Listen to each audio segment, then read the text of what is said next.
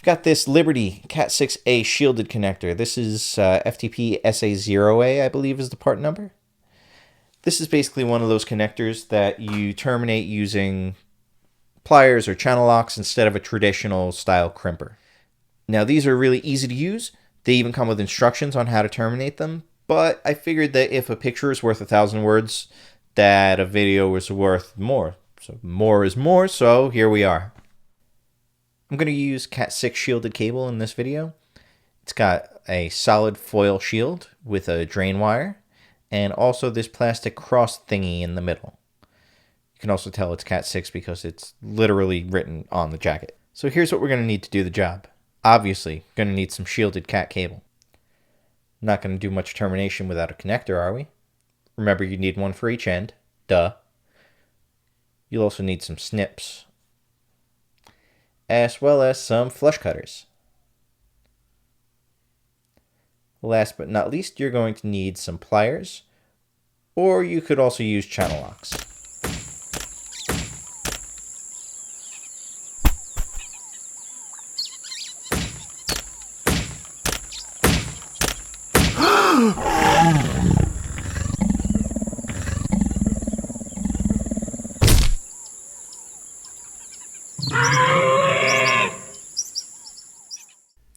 Well, that was interesting. Let's get on to business. We're going to need our cable and the boot. Just like terminating an XLR, we're going to put the boot on the cable before we do anything else. But the boot doesn't fit on the cable. What gives? These idiots give us something that just doesn't work? No, that's not the case. The boot can be cut to size. If you look closely at it, you'll notice there are only little tiny pieces of plastic holding each consecutive ring of the boot together. If you cut those off, you get a progressively wider and wider boot. Now we're going to need to determine how big our opening needs to be. So we're going to hold it up to the cable and sort of eyeball it. Good practice is to cut it smaller than you think you're going to need, so leave more boot. Because you can always cut boot off. You can't add it back on once you cut it off. Now let's see how that worked out. Nah, it's still a little bit too small. Darn. But we can always cut a little bit more off the boot and make a bigger opening. So we're just going to proceed and repeat this process until we figure out exactly how big our opening needs to be. All right, once you've got that boot on the cable, make sure you slide him down so that he is out of your way so you can work comfortably. Now that that boot is on, we can prep the cable. You're going to grab your snips and we're going to score the cable about 2.5 inches down from the end.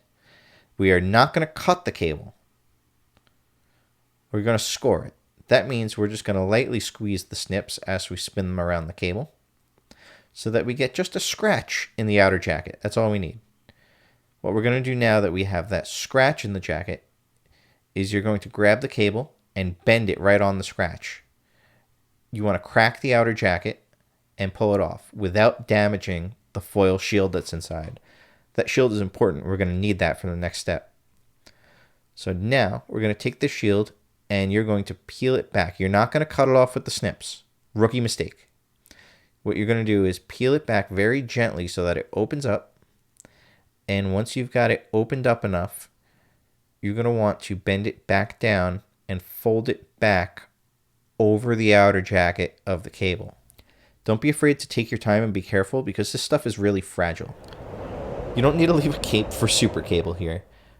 Really what you want to do is imagine that this cable just got out of the pool and it's really cold and windy, but the foil towel that it's got is not really big enough, so it's trying to wrap it around as tight as it can. Then you're going to take the drain wire and wrap that drain wire around the foil as tightly as possible. That's going to serve us like a belt to hold that foil tightly onto the jacket. Now we can snip off the excess foil shield with our snips. Now, like I said, this stuff is really fragile. Once it gets a little nick in it, it tears very easily. So you don't have to cut all the way around it. You can just snip it and then pull the rest off. This next part, I think, is the very most frustrating part of this whole process. It's getting rid of this plastic inner wrapper on the cable. So take your snips, open the wrapper up as much as you can. So you want to try to get to an edge if you can. and snip it. You just need to put a little notch in it with your snips because it's very fragile, and once it's nicked, you can just pull it right off. Believe it or not, we're not done prepping this cable yet. We need to bend these wire pairs back so they're out of the way so that we can chop off this white divider thing. Make sure that you bend the wires all the way out of the way, because if you nick them at all when you're cutting this off, if you expose any of that copper, you're going to have a short there. So that means you're going to have to chop the end off this cable and start all over again. Now it's time to untwist our individual pairs. So first bend them back up and grab one of the pairs about 1/4 inch from the end and bend a right angle into it.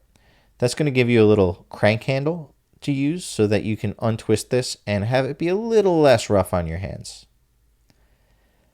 Keep on twisting until the wires are pretty much completely straight. You don't have to twist all the way to the end of the twist though. You can leave that little handle that you built. You can leave that twisted because we're just going to chop that end off anyway. Repeat that process until you've untwisted all 4 of the twisted pairs. Like I said, you don't have to untwist to the very end. Those little handles that we built, you can just chop them right off. Now what we have to do is just make sure that these wires are relatively straight, so I just kind of grab them between my fingers and pull to work any kinks out of them. Don't go too crazy with this, they don't have to be perfectly straight.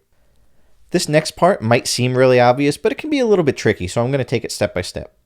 Grab the wire retainer, that's the thing with the color code sticker hanging off of it, and we're going to look at the T568B termination scheme. That's what we're going to use. So this is a little confusing because these numbers correspond to the little slots where you would be able to look through and see the cables. So the orange and blue pairs are going in the top because those are the slots closest to the arrows, right? And the green and brown pairs would be coming through these holes here because you'd be able to see them through those slots where those arrows are pointing. Like I said, it's a little bit confusing. The orange and blue would lay in those tops. The green and brown would go through the holes. Okay, I think I've gone over that in enough detail. Now it's time to put those wires in place. So you want to line up your pairs roughly how they appear on the sticker. So I've got my greens and my browns lined up right, and I'm going to put them through the holes. I like to go through the bottom holes first because it's just a little bit easier to do it that way. So you're going to force those guys in there and pull that retainer all the way back. Those are the slots that I was talking about before. You see how you can kind of look in there and see the colors of the cable? It's a little bit tough to see in the video, but you'll see it in real life. Now all you have to do is get the other pairs in their slots. But it's on the other side, so we just bring them around the side. Just make sure that you're careful to look at which color goes where. Make sure you keep the whites and the solids straight. Can be a little bit confusing, especially once you're bending them around like this. The white stripe might be on the bottom side of the wire, and it's hard to see. Just take your time and be careful. So you're going to lay them in those slots, and then use your fingers to press them down until they click in. You're going to do the same thing for the orange pair. Again, you want to make sure that those wires click into those slots, that they're in there tight. We want to make sure that this retainer is holding our cables exactly where they need to be when everything gets crimped down. Now we're going to take this opportunity to double check our work. We're going to just check the color code against what we actually did. Nobody is perfect. Nobody's a robot, right? We all get tired at the end of a long day and start to slip up. So just take a couple of seconds to slow yourself down and double check. These 5 seconds, 10 seconds could save you 5 minutes, 10 minutes of re-terminating. Once you're certain that your pinout's correct, you're going to take your flush cutters and chop the excess wire off. Make sure when you're doing this that you're cutting as close to the retainer as you can. You want to leave as little wire hanging off as possible. At this point, you're going to need to remove this sticker with the color code on it. Grab the shell of the connector. That's this little chrome looking thing. It's got the hinge on it. Open the door, and you're going to find this little rubber square in there. That's just a spacer for shipping so that the connector doesn't get mangled. You can throw that away. If you look inside the connector itself, you'll see that it's got these little forks in there, or teeth, or whatever you want to call them. Those line up with these slots on the retainer, and that's how the termination gets made. It's kind of like a punch down. So you want to line that retainer up with those forks. It'll only fit in there one way. And then squeeze it slightly shut by hand. But don't go too crazy because this is why we have our pliers.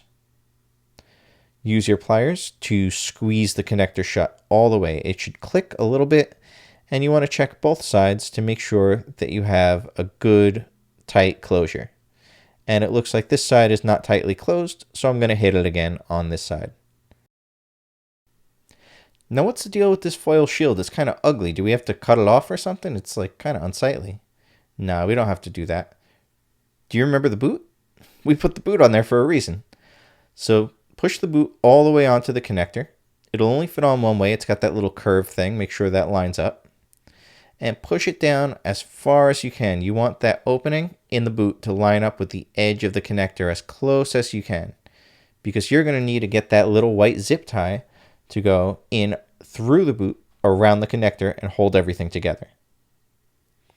So you're going to take that zip tie, make sure it's facing the right way, right? Don't frustrate yourself. Pass the end into the boot, and it should come up the other side.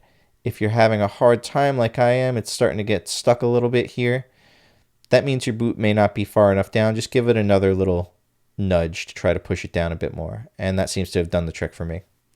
Now, since we are not monsters, once we tighten this zip tie, we are going to cut it with flush cutters and leave no sharp edges. Right, guys? Now, this zip tie is sort of the linchpin of the boot. I've heard people say that this boot falls off really easily, that it's kind of worthless, but that's not my experience at all. Once it's zip tied in there, it's not going anywhere anytime soon. Now, what's this little black thing on the end? It is just a cover. It's a dust cover. If you're not going to plug the connector in right away, you might as well leave it on there and give yourself a little bit of protection. This should go without saying, but should and does are different words. So, test every cable, always. You never know what you're going to find. You might find a mistake that you missed, or you might find a different problem with the cable unrelated to your termination. I once found one of these connectors that had a manufacturing defect and had 2 of the pins swapped. But that's not the case here. Everything is A-okay. Pay careful attention to the shield. Remember, on a shielded cable, if your shield doesn't pass, your termination doesn't pass. So that's really all there is to it. I hope that was helpful to you. If it was, please leave me a note in the comments. I'd love to hear that I'm helping people out. And if there's anything that's still not clear, if there was anything that you feel like I didn't explain all that clearly in the video, also drop me a note in the comments. I will try to get back to you and give you some clarification as soon as I can. All right. Happy cabling, guys. I'll see you around.